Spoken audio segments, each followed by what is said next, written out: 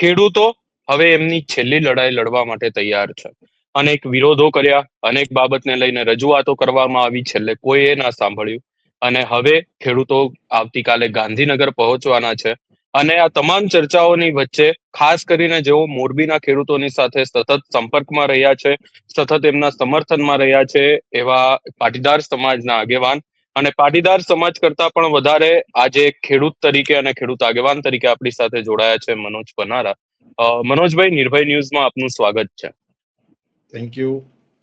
હવે સૌપ્રથમ તો જે આવતીકાલે ખેડૂતો પહોંચવાના છે ગાંધીનગર, આ આખી બાબતને લઈને સૌપ્રથમ શું કહેવા માંગશો? જેમ તમે કીધું એમ ખેડૂતોએ ધીરજપૂર્વક ગાંધી ચિંધ્યા માર્ગે મોરબી જિલ્લો, સુરેન્દ્રનગર જિલ્લો, કચ્છ, બોટાદ અને જામનગર જિલ્લાના ખેડૂતોએ કાર્યક્રમો આપ્યા, શાંતિપૂર્ણ આવેદનો આપ્યા, રેલીઓ કરી. પરંતુ આ બેરી મૂંગી સરકાર અને બેરું મૂંગું તંત્ર એમના અવાજ કાન સુધી પહોંચતા જ નથી. એમને મને એમ લાગે છે કે સરકાર કઈ સાંભળવા તૈયાર જ નથી. એટલે ખેડૂતો હવે ગાંધીનગર જઈ અને એમનો મેસેજ આપવા માટે આવતીકાલે જવાના છે. અને ઘણા બધા ટ્રેક્ટર લઈને ખેડૂતો આજે નીકળી પણ ગયા છે. કારણ કે જ્યારે જ્યારે સત્તા બેરી મૂંગી થાય ત્યારે તારે કિસાન અથવા તો કિસાનના દીકરા જેમ કે ભગતસિંહ એમને જ આ બેરી મૂંગી સરકારોને પોતાના કાનના પડદા ખોલવાની કોશિશ કરી છે અને એમનો અવાજ સંભળાવવાની કોશિશ કરી છે.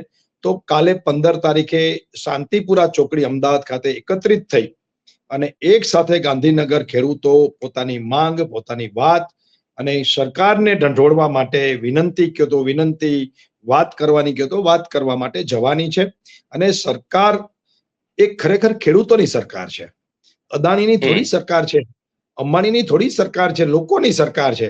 પરંતુ અત્યારે આ સરકાર છે એ અદાણીની, અંબાણીની અને મોટા ઉદ્યોગ ગૃહોની સરકાર બની ગઈ છે. એટલે એને કહેવા માટે જઈએ છીએ કે આ ધરતી પુત્રો જ 140 કરોડના પેટ ભરે છે. તમારા અને મારા બધાના જીવનમાં ખેડૂતોનું શું મહત્વ છે એ એક દિવસ માટે જો શાંતિથી વિચારે સરકાર અને બાકીના એના અધિકારીઓ, તંત્રના મુખ્ય લોકો, તો એમને ધ્યાનમાં આવે. એટલે આ વાત કહેવા માટે અમે લોકો ત્યાં કાલે જવાના છીએ. જી, મનોજભાઈ, તમે પણ ખેડૂતો સાથે જવાના છો, પરંતુ આ તમામ ચર્ચાઓની વચ્ચે વાત એવી પણ થઈ રહી છે કે ગાંધીનગર ખેડૂત પહોંચે એના પહેલા એમની અટકાયત કરી લેવામાં આવશે. પરમિશનને લઈને પણ અનેક ચર્ચાઓ થઈ રહી છે. શું આવું પણ થવાનું છે? કારણ કે ખેડૂતોને એક એ પણ ડર છે. નહીં, આ સરકાર થોડી લોકશાહી ઢબે ચાલતી સરકાર છે. આ તો તાનાશાહી સરકાર છે. આની પાસે તમે શાંતિપૂર્ણ રીતે આંદોલન કરો તો એ અપેક્ષા રાખો, એ ખોટી અપેક્ષા રાખો છો. એ તો એક સમયની કોંગ્રેસની સરકાર જ્યારે ગાંધીનગર બનાવતું હતું નવું શહેર, ત્યારે એમને એક સત્યાગ્રહ છાવણી નામનો 5-15 વીઘાનો પ્લોટ જમીન ગાંધીનગરમાં વચ્ચોવચ આપી કે ભાઈ કોઈ માણસને, કોઈ સંગઠનને, કોઈ લોકોને ગુજરાતના પીડા થાય, યાતના થાય અને લોકલ તંત્ર ન સાંભળે તો એ ગાંધીનગરમાં આવી અને પોતાની વાત રજૂ કરી શકે, ગાંધી ચિંધ્યા માર્ગે આંદોલન કરી શકે. એટલા માટે એ સમયની કોંગ્રેસે જ્યારે ગાંધીનગર નવું શહેર બનાવ્યું અને એમાં વચ્ચોવચ 5-15 વીઘા જગ્યા સત્યાગ્રહ છાવણી નામે આજે પણ છે, તમે મેં બધાએ જોઈ છે, આપણે એમાં અનેક વાર મળ્યા પણ છીએ. તો એ ભાજપ પાસે અપેક્ષા રાખીએ આપણે તો આપણે મૂર્ખ છીએ. આ તો તાનાશાહી સરકાર છે અને એની તંત્ર આખે આખું તાનાશાહી હોય એ જ રીતે કામ કરી રહ્યું છે. એ તો એ સમયે અલગ વિષય હતો. એ પ્રકારના નેતાઓ હતા, લોકશાહી, ખેડૂતોને માનનારા નેતાઓ હતા. એટલે એમને સત્યાગ્રહ છાવણી નામની એક જગ્યા આપી. પરંતુ આજે મને નથી લાગતું કે ગાંધીનગર તમારી જેમ હું વાત સાથે સહમત છું કે પહોંચવા દઈએ. પરંતુ પ્રયત્ન કરશું ચોક્કસ પહોંચવાનો અને સરકારને ઢંઢોળવાનો પ્રયત્ન કરશું. પરંતુ પછી કાલે શું થાય છે એ જોયું જશે. પણ ખેડૂતના દીકરા છે એમ આમ ડરી જાય ને ઘરે બેસી રહી ને હાથ જોડી દઈ એવી કોઈ વાત નથી. 4.5 વર્ષ સુધી આ જ સરકાર સામે પાટીદાર અનામત આંદોલન ચલાવ્યું હતું અને એની છાતી ઉપર 10% અનામત લેવા છે. તો આજે તો એ તો ખાલી પાટીદારોનું આંદોલન હતું અથવા તો 2-4 બીજી જ્ઞાતિઓ જ જનરલ કેટેગરીની અમારી સાથે હતી. પરંતુ આજે તો 18 વર્ણના ખેડૂતો, સમગ્ર ગુજરાતના ખેડૂતો, અને ખેડૂતોની કોઈ જાતિ, જ્ઞાતિ, ધર્મ કઈ હોતું જ નથી. ખેડૂત જ છે એમ. એટલે 18 આલમ અમારી સાથે છે. 18 વર્ણના ખેડૂતો આજે આંદોલન કરી રહ્યા છે. એટલે સરકારને ઝૂકવું પડશે એમાં કોઈ શંકાને સ્થાન નથી. પરંતુ આમને છે ને એક ઈગો છે આ સરકારને કે પ્રજા કઈ કે અમે આપીએ ને એ ક્યારે આ તંત્ર સ્વીકારતું જ નથી. સમજાણું તમને? એમને એટલી હવા છે, ઈગો છે કે ભાઈ બસ કોઈ માગે અને સાચી માંગણી હોય તો આપી દેવી તરત, એવું નથી આ લોકોને. આ લોકો તમને તોડાવે, દોડાવે, ધોડાવે, હેરાન કરે, પરેશાન કરે, પછી માથે હાથ રાખે જો મેં આપ્યું એમ. સમજાણું તમને? ને તો જે માંગણી પાટીદાર આંદોલનની વખતે હતી, 25 લાખ પાટીદારો જીએમડીસી ભેગા થયા, એ જ સમયે કઈ ને કઈ કીધું હોત કે ભાઈ ચલો બેસો, રસ્તો કાઢી દઈ તો, પરંતુ એવું નહીં. અને પછી આ જ સરકાર બોર્ડ મારે કે અમે અમે જનરલ કેટેગરી ના 52 જ્ઞાતિઓને 10% અનામત આપ્યું છે, એમના દીકરાઓ ગરીબ છે.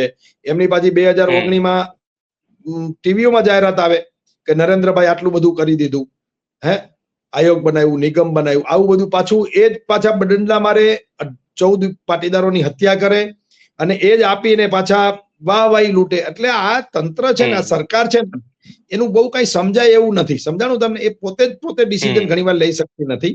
એટલે આમાં પણ ખેડૂત આંદોલનમાં પણ અત્યારે તાનાશાહી બતાવશે, તંત્રનો ઉપયોગ કરશે, પોલીસનો ઉપયોગ કરશે, હેરાન કરશે, એના લીડરો જે છે એની ઉપર ખોટી એફઆઈઆર કરશે, એને બદનામ કરવાના પ્રયત્નો પણ કરશે. આ સરકાર શું ના કરે, આમાં નૈતિકતા નામનું કઈ તત્વ છે જ નહીં. જે પત્રકારો, જે ચેનલો પણ મદદ કરતી હશે એમના એકાઉન્ટ બંધ કરી દેવા, સોશિયલ મીડિયામાં જે યુવાનો મદદ કરતા હશે એમના સોશિયલ મીડિયાના એકાઉન્ટો બંધ કરી દેવા, આ કરે. અને એમાં ક્યાંક ને ક્યાંક ગુજરાતની જનતાનો પણ વાંક છે. 30 વર્ષથી સત્તા સોંપી છે, તો આટલી લાંબી સત્તા મળે એટલે તાનાશાહો પેદા થાય. એ એક સત્તાના 1:2 જેવી વાત છે, સમજાય? એ ગણિત છે. એટલે એ તાનાશાહી થઈ છે અને હજી આ તાનાશાહો આગળ શું કરે ખેડૂતો સાથે, વિદ્યાર્થીઓ સાથે, એ હજી નક્કી નથી. પણ અમારું કામ છે એ લડવાનું છે અને અમે લોકોના મુદ્દે લડતા રહીએ છીએ હંમેશા માટે.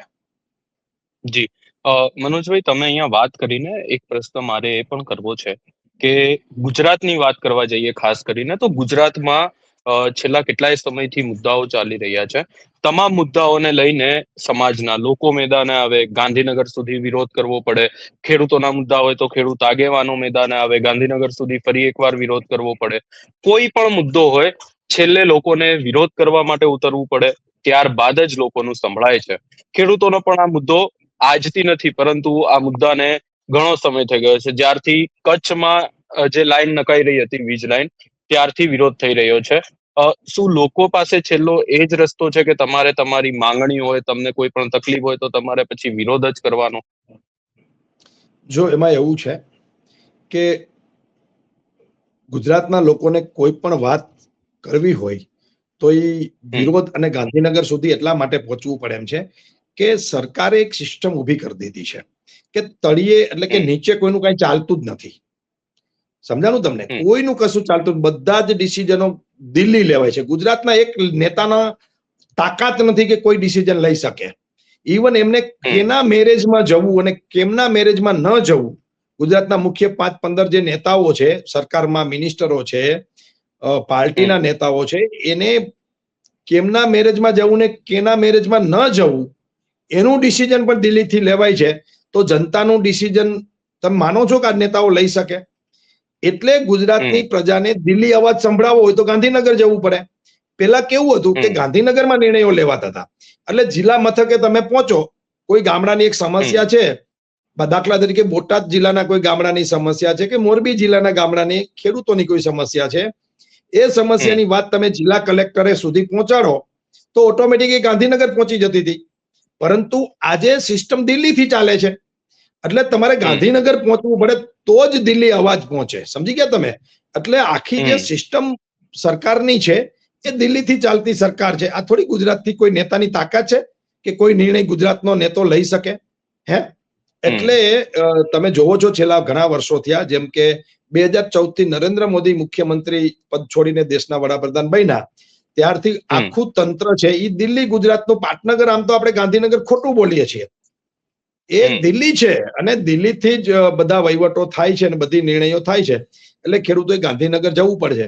નહીતર મારે તમને એક જ સવાલ સામો પૂછવો છે કે જે ખેડૂતો વળતર માગે છે એ સરકાર પાસેથી માગે છે, એ કોઈ અધિકારી પાસેથી માગે છે, એ કોઈ નેતા પાસેથી માગે છે?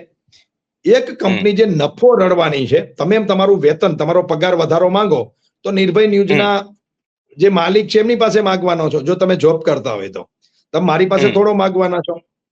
તો ખેડૂતો જે માંગે છે એ એક કરોડો રૂપિયાનો નફો કરતી, જે દુનિયામાં એમ કે છે કે નંબર 1 પૈસાદાર છે. હવે કેવી રીતે બન્યા એ તમે જોઈ શકો છો. આજે ખેડૂતોના જમીનો, કરોડોની જમીનોને ખરાબ કરી, ખતમ કરી, દાદાગીરીથી પૈસાદાર બને છે, એ તમે સમજી શકો છો. પરંતુ જે દુનિયાનો સૌથી પૈસાદાર માણસ છે એની પાસે એની કંપની પાસે 1 નંબર, 2 નંબર, 3 નંબરના જે લોકો છે એની પાસે ખેડૂતો પોતાનું થોડુંક વળતર માંગે છે, થોડુંક અમથું. એમના માટે દરિયામાંથી એક ગ્લાસ ભરીને આપી દેવું એટલી જ વાત છે. 7.5 લાખ કરોડથી પણ મોટી કંપનીઓ છે એમની.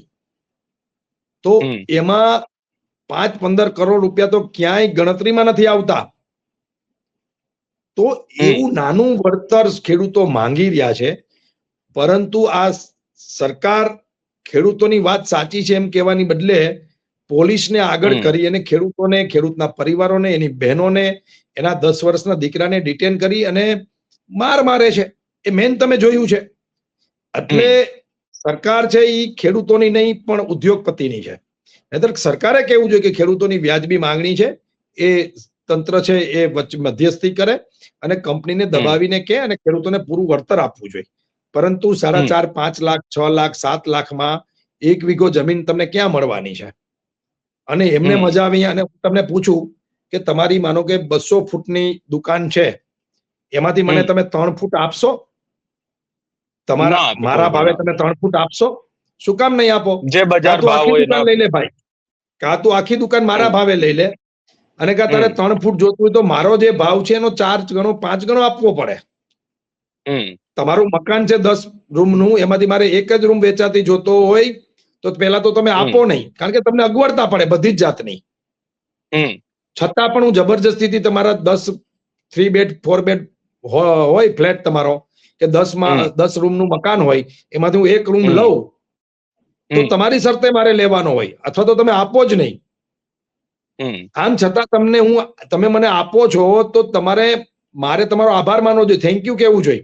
એની બદલે હું તમારી સામે પોલીસ કેસ કરું, બળજબરી કરું, મારું થોડું ચાલે. એટલે આ પ્રકારની શહેરની જે જનતા છે ને, મારે ખાસ કહેવું છે કે ખેડૂતો આમાં 1% ખોટા નથી. ખેડૂતો સાચા છે. પરંતુ આ જે સરકાર છે એ સાચી વાત અત્યારે સમજવા તૈયાર નથી. ગુજરાતના એક પણ નેતાનું નિર્ણય શક્તિ અહીંયા છે જ નહીં. એ દિલ્હી છે ને, દિલ્હી વાત પહોંચાડવી હોય તો એક તો આપણે અહીંથી, મારે મોરબીથી દિલ્હી જવું હોય તો થોડો વધારે સમય લાગે, ગાંધીનગર જવું હોય તો થોડું જલ્દી પતે. એમ અમારી વાત જે છે એ દિલ્હી પહોંચાડવા માટે અમારે થોડીક લાંબી મહેનત કરવી પડે, વધુ મહેનત કરવી પડે. અને આ પરિસ્થિતિ આખા એ દેશની છે, માત્ર ગુજરાતની કે માત્ર મોરબીની નહીં, આખા દેશની છે. લડશું, લડવા માટે કદાચ ભગવાને અમને નિર્માણ અમારું કર્યું હશે, ત્યાં સુધી કાંડામાં તેવડ છે ત્યાં સુધી લડતા રહેશું. સરકાર સાંભળે કે ના સાંભળે, પણ છતાં પણ લડાઈ અમે અમારી ચાલુ રાખશું. જી મનોજભાઈ, એક છેલ્લો પ્રશ્ન પૂછવા માંગીશ. ગુજરાતના ખેડૂતોને આખી રેલીને લઈને શું આહવાન કરવા માંગુ? હું એવું માનું છું કે ગામમાં કોઈ એક ખૂણા ઉપર આગ લાગી હોય કોઈના એક ઘરમાં, તો એ ધીરે ધીરે આખા ગામના ઝૂંપડાઓ બહારતી હોય છે. એ આગ બધાને ઝપટમાં લેતી હોય છે. એમ ભલે આજે કચ્છ, મોરબી કે બનાસકાંઠા કે બોટાદ કે જામનગર જિલ્લા સુધી આ વીજ લાઈન પહોંચી હોય, જામનગર સુધી, પરંતુ આવતા દિવસોમાં 18 થી 20 વીજ લાઈનો આ જ વિસ્તારમાંથી નીકળવાની છે. આમાંથી એક પણ જિલ્લો, એક પણ તાલુકો, એક પણ ખેડૂત અસરગ્રસ્ત નહીં થાય એવું છે નહીં. અને આ વીજ લાઈન જે છે એ ગુજરાતની, હું જનતાને કહેવા માંગુ છું કે આ ગુજરાતના ડેવલપમેન્ટ માટે નથી નીકળતી. ગુજરાતની વીજળી સરપ્લસ છે. આ બીજા રાજ્યોમાં ને બીજા દેશોને વેચવા માટે, અને આ કોઈ સરકારી કંપની નથી નાખતી. આ સંપૂર્ણ અદાણી અંબાણી નફો કરવા માટેની આખી આ ડિઝાઇન છે. અને છેલ્લે જે સ્માર્ટ મીટરો મૂકીને તમારી પાસેથી એડવાન્સ પૈસા ઉઘરાવવાની આખી સિસ્ટમ ચાલે છે ને, ઈ જે શહેરના લોકો વિરોધ કરે છે ને, આ એ જ પ્રકારનો વિરોધ છે કે તમે મોબાઈલનો થાંભલો કોઈના ફ્લેટ ઉપર કે કોઈના પ્લોટમાં નાખો છો તો તમે દર મહિને ભાડું આપો છો, કારણ કે મોબાઈલ કંપનીઓ નફો કરતી હોય છે. તો આ વીજ કંપનીઓ શું નુકસાન કરે છે? તમે વિચારો તો ખરા. આ વીજ કંપનીઓ પાવર ઉત્પન્ન કરી અને સરકારને આપે અને સરકાર પ્રજા પાસેથી પૈસા વસૂલ કરે છે, અથવા તો ઘણી જગ્યાએ સરકાર વીજળી ઉત્પન્ન કરે છે, પ્રાઇવેટ કંપનીઓને વેચે છે, પ્રાઇવેટ કંપની પાછા પબ્લિકને વેચે છે. આવું તમે ક્યાંય જોયું છે? પરંતુ આજે ગુજરાતમાં બધું જ શક્ય છે. એટલે હું ગુજરાતના ખેડૂતોને તમારા સવાલનો જવાબ આપું છું. ગુજરાતભરના ખેડૂતોને કહેવું છું કે કાલે ઘરે ના બેસી રહેતા. આજે મોરબીના કે જામનગરના કે કચ્છના ખેડૂતોને દર્દ છે. કાલે આ દર્દ આખાએ ગુજરાતને સહન કરવાનું છે. એટલા માટે ખેડૂતોની પડખે ખેડૂતના દીકરા તરીકે આપણે બધાએ મદદમાં આવવું જોઈએ. કાલે શાંતિપુરા ચોકડી અમદાવાદ ખાતે બહોળી સંખ્યામાં ખેડૂતોએ ટ્રેક્ટર લઈ અને જેમની પાસે ટ્રેક્ટરની વ્યવસ્થા ન હોય એવા લોકોએ બાય કાર બાય બસ આ સ્થળ ઉપર પહોંચવું જોઈએ. એટલી જ મારી અપીલ છે. કારણ કે આ બેરી મૂંગી સરકારને જગાડવી હોય તો લોકશાહીમાં માથાની જરૂર પડે, અને બહોળી સંખ્યામાં જો માથાઓ પહોંચશે તો સરકાર ચોક્કસ ચૂકશે. જી મનોજભાઈ, આ આખી બાબતને લઈને તમે અમારી સાથે જોડાયા અને ચર્ચા કરી એની માટે તમારો ખૂબ ખૂબ આભાર. Thank you.